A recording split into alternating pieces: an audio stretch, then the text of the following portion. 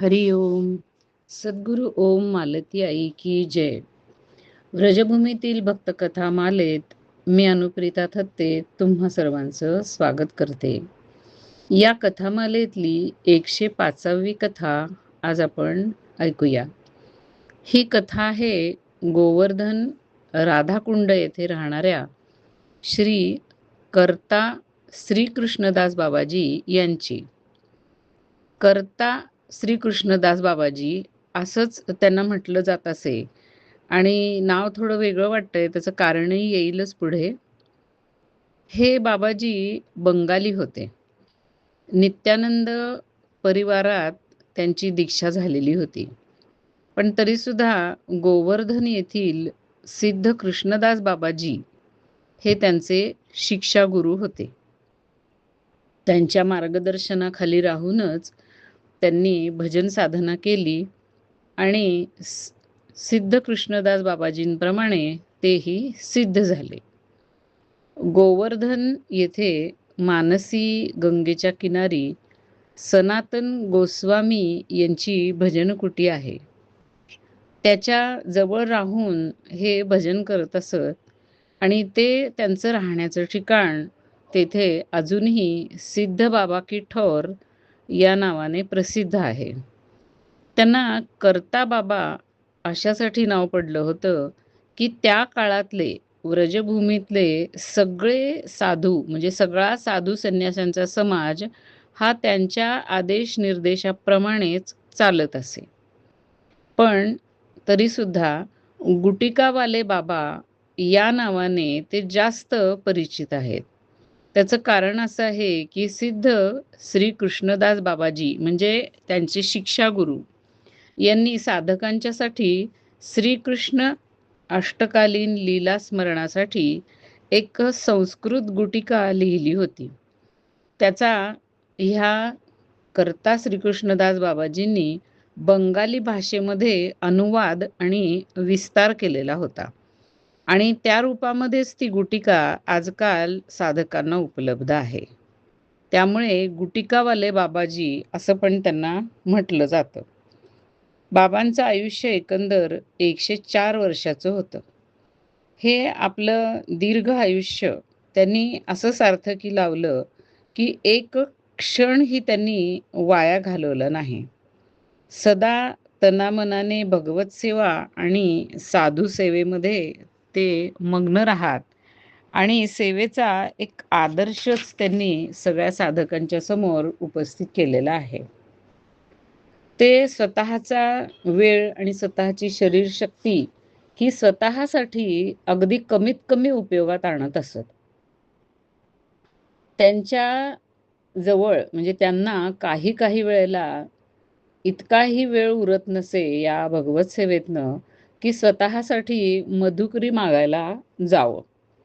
ते काय करत, 2-3 दिवसातनं एकदाच गावामध्ये मधुकरीसाठी जात आणि जे काय मिळेल त्याच्यावरतीच 2-3 दिवसाचं काम भागवत असत. भगवत सेवा जी काय त्यांची असे ती करून झाली की ते चिंध्या गोळा करून त्या धुवून आणून त्याची गोधडी साधूंना देण्यासाठी बनवत असत. कारण त्या भागामध्ये थंडी खूप असते. ते तरी काम करत नाही तर मग एखाद्या साधूनी मागितलेली असे म्हणून ती गुटिका असे त्याची प्रत, हस्तलिखित प्रत तयार करत असत. पण शरीराने हे असे जरी सतत सेवेमध्ये गुंतलेले दिसले तरी मनाने मात्र राधाकृष्णाच्या अष्टकालीन मानसिक सेवेमध्ये ते तल्लीन झालेले असत. कधी कधी मानसिक सेवेमध्ये ते इतकी बुडून जात की त्यांना बाहेरचे काही शुद्धच राहत नसे आणि मग ते त्या भावसमाधीमध्ये गेल्यामुळे बाहेर त्यांनी जे काय कामकाज सुरू केलेलं असेल ते सगळं तसंच पडून राहे.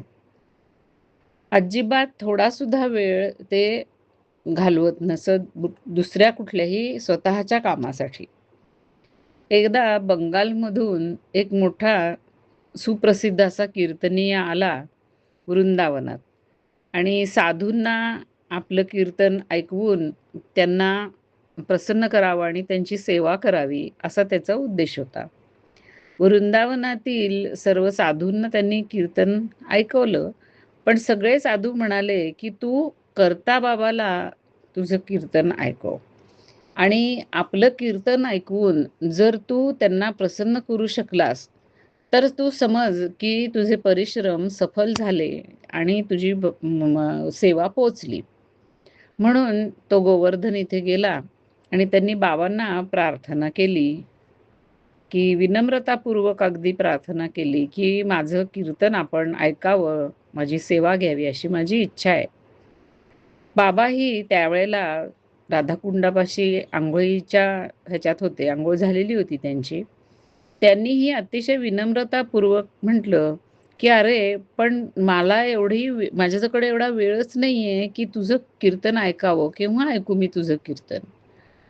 त्यावेळेला त्यांनी खूप आग्रह केला, विनवणी केली. मग ते म्हणाले, की "ठीक आहे, आता माझी अंघोळ झाली आहे. आता मी द्वादश तिलक धारण करणार आहे.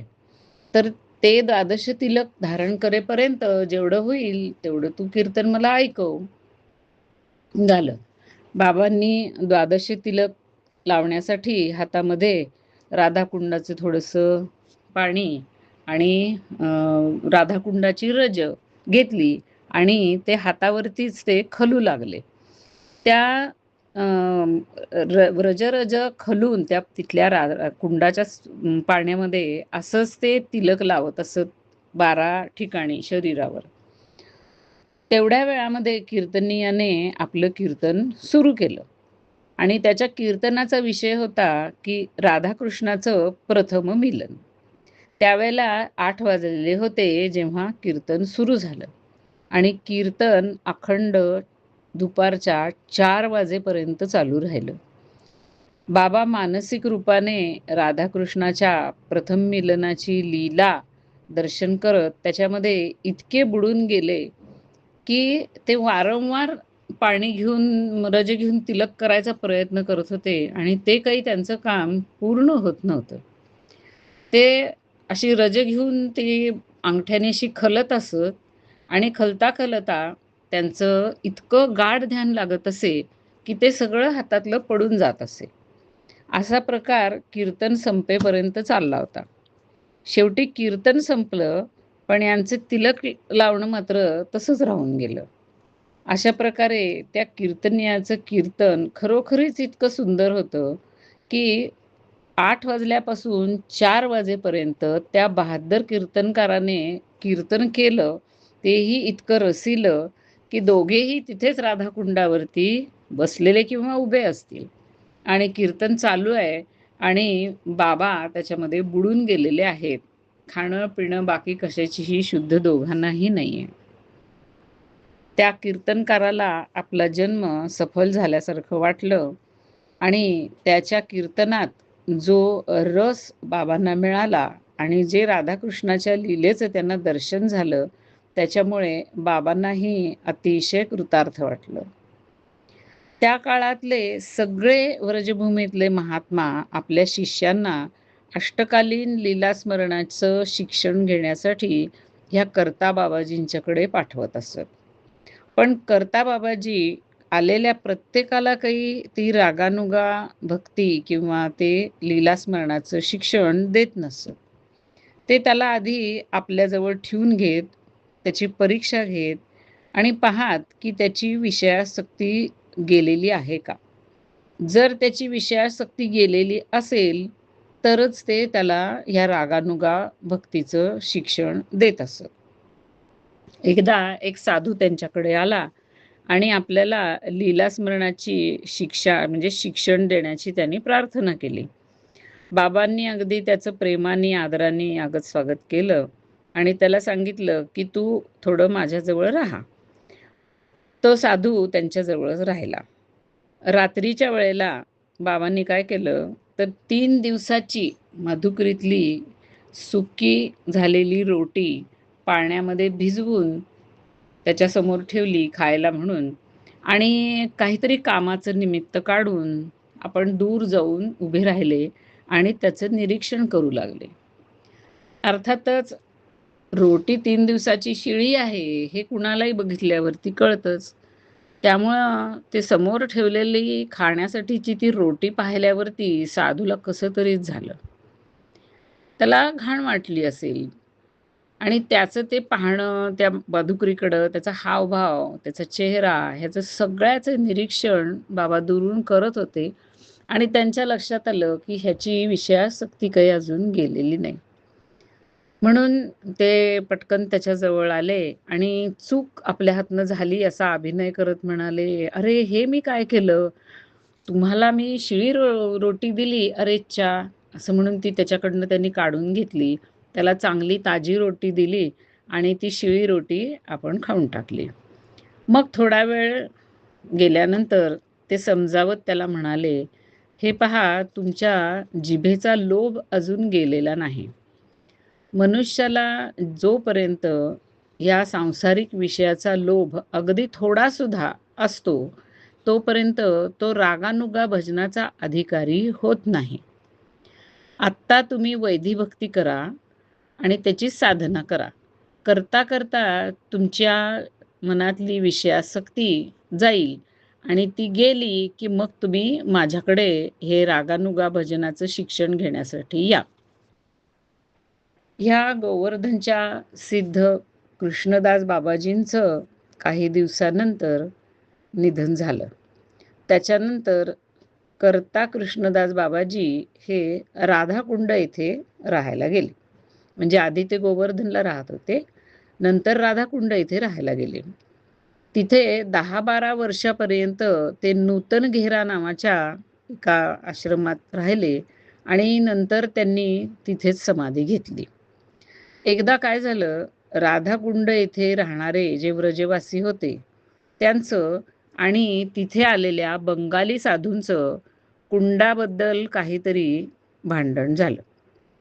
त्यावरून व्रजवासी चिडले आणि ते म्हणाले, की "आम्ही आता कोणाही साधूला ह्या कुंडातल्या जलाला स्पर्शसुद्धा करू देणार नाही." मग सगळे साधू एकत्र झाले आणि कर्ता बाबांच्याकडे गेले. त्यांनी विचारलं, की "हे असं-असं झालंय, आता आम्ही काय करावं?" बाबा म्हणाले, "हे बघा, हे व्रजवासी मूळचे इथले आहेत. आपण का बरं व्रजवासियांशी असा झगडा करावा? राधाराणीची इच्छा नाही आहे, की आम्ही कुंडाला स्पर्श करावा, तर आपण नाही करायचा." साधूबाबांची आज्ञा सर्व साधूंनी मान्य केली आणि ते परत गेले. पण झालं असं, की कार्तिक कृष्ण पक्ष अष्टमीला राधाकुंडातलं जल जल जे असतं, त्याचं स्नान किंवा निदान त्याचा स्पर्श तरी व्हावा, असं एक विशेष महात्म्य व्रजभूमीमध्ये आहे. त्या दिवशी त्या कुंडातील पाणी आपल्याला मिळावं ह्याच्यासाठी बाबांच्या मनामध्ये तीव्र इच्छा झाली आणि त्यांचं मन तडफडू लागलं.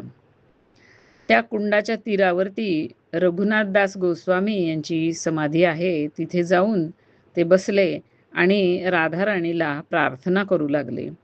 "हे करुणामयी, काय असा आमचा अपराध झाला, की त्यामुळे तू तुझ्या कुंडाच्या स्नानापासून आम्हा सर्वांना वंचित केलं आहेस? अर्थात ह्याच्यामध्ये तुझा तरी काय दोष? पण आज अगदी एक चमचाभर जरी पाणी ह्या तुझ्या कुंडातलं मला मिळालं कुठल्याही प्रकारे, तर मी ते माझ्या अंगावरती शिंपडून घेईन आणि कृतार्थ होईन." थोडा वेळ गेला आणि मग जवळच्या एका कंजर नावाच्या गावातले 8-10 व्रजवासी तिथे आले. ते चांगले हट्टेकट्टे होते आणि स्नानासाठी आलेले होते. प्रत्येकाच्या हातामध्ये एक जाडजूड काठी होती. त्यांनी काठ्या आपल्या कुंडाच्या तीरावर ठेवल्या आणि कपडे वगैरे उतरवून त्यांची स्नानाची तयारी चालू झाली. त्यातल्या काही एकाचं बाबांच्याकडे लक्ष गेलं आणि बाबांना उदास बसलेलं पाहून त्यांनी विचारलं, "बाबा, असे उदास का बरं होऊन बसलाय? चंद्रोदय झालेला आहे. तुम्ही स्नान नाही का करणार?" त्यावेळेला बाबा उदासपणाने म्हणाले, "आमच्या भाग्यात कुठलं आलंय बाबा स्नान? पण तुम्ही स्नानाला जाताय, तर एक चमचाभर जरी पाणी मला आणून दिलं, तरी फार कृपा होईल तुमची." त्यातला एक त्यांनी विचारलं, "का बरं तुम्ही का नाही स्नान करणार?" मग बाबांनी राधाकुंडावरून व्रजवासी आणि बंगाली साधू यांच्यात कसं भांडण झालं ही सगळी हकीकत त्याला सांगितली. ते सगळेजण एकत्र येऊन ते ऐकत होते आणि त्या सगळ्यांना फार राग आला. ते म्हणाले, "बघूया तुम्हाला कोण अडवतंय ते स्नान करण्यापासून." असं म्हणून बाबा नको म्हणत असताना सुद्धा जबरदस्ती त्यांनी बाबांना उचललं आणि कुंडामध्ये नेऊन त्यांना एक डुबकी घडवली. आता राधाकुंडाच्या भोवती राहणारे व्रजवासी हा सगळा प्रकार बघत होते.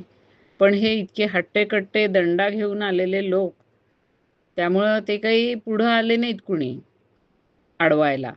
पण तरी त्या काठावरती उभा राहून त्यांचा दंगा चालू झाला, आरडाओरडा.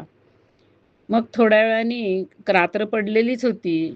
कुंजर गावातले लोक निघून गेले आणि बाबाही आपल्या झोपडीकडे निघून गेले. शांतता पसरली, रात्रीची निजानीज झाली. पण आता हे सगळे व्रजवासी दुसऱ्या दिवशी ह्या सगळ्या बंगाली साधूंच्या बरोबर भांडण काढणार, हे सगळ्यांना नक्कीच वाटत होतं मनामध्ये. पण रात्रीत चमत्कार झाला. रात्रीत राधाराणीने त्या घरातल्या प्रत्येक व्रजवासीच्या स्वप्नामध्ये येऊन त्यांना सांगितलं, की राधाकुंड हे माझं कुंड आहे. राधाकुंडाच्या भोवती त्याच्या आधाराने राहणारे जे सगळे साधू आहेत, ते सगळे माझे आहेत आणि तुम्ही त्यांच्याशी द्वेष करता, त्यांच्याशी भांडता, हे काय बरोबर नाही. दुसऱ्या दिवशी सकाळी सगळे ते राधाकुंडवर राहणारे व्रजवासी एकमेकांना भेटले आणि त्यांनी प्रत्येकाने आपल्याला पडलेलं स्वप्न सांगितलं. आता प्रत्येकाला नेमकं तेच स्वप्न पडलेलं होतं, ह्याला म्हणतात चमत्कार. कारण त्याच्याशिवाय एकाला सांगून मग ते ते एकापुरतं असतं. जेव्हा सगळ्या सगळ्या समाजाशी किंवा बाकी सगळ्या गोष्टींशी बाहेरच्या संबंध असतो एखाद्या गोष्टीचा, त्यावेळेला असं बऱ्याच जणांना ही परमेश्वरी शक्ती दर्शन देत असते आणि तरच ते खरं असतं. त्यामुळं त्यांना हे जे लक्षात आलं, की आपण या साधू महात्म्यांचा आणि राधाराणीचा सुद्धा अपराध केलेला आहे. त्यांच्या मनामध्ये पश्चात्तापाची भावना निर्माण झाली. ते सगळे एकत्र येऊन कर्ता बाबाकडे गेले आणि त्यांची क्षमा मागितली आणि त्याच्यानंतर तिथे बंगाली बाबांच्याबद्दल द्रोह किंवा त्यांच्याशी भांडण हा प्रकार पुन्हा झाला नाही. हरिओम.